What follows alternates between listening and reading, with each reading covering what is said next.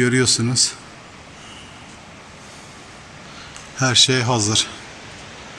Güzel bir temizlikten sonra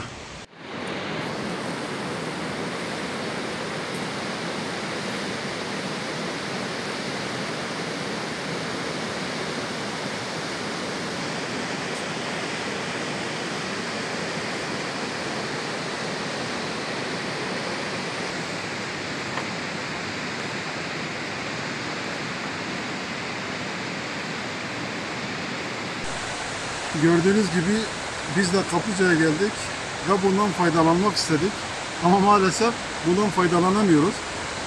Vatandaşlarımıza gittiğimiz zaman bu konuda vatandaşlarımızdan çok şikayet alıyoruz. Kaplıcamız niye faaliyete geçmiyor? Niye bundan faydalanamıyoruz? Bu türden şikayetlerde bulunmaktadırlar. Halkımız şu tarafta bulunuyor. Bu kaplıcamızın, zümrüt kaplıcalarımızın bir an önce faaliyete geçirilmesini talep ediyorlar.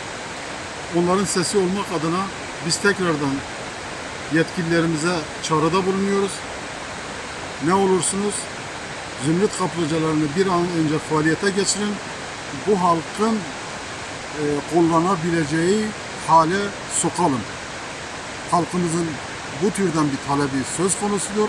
Biz de bu talebi halkımız adına sizlere duyuruyoruz.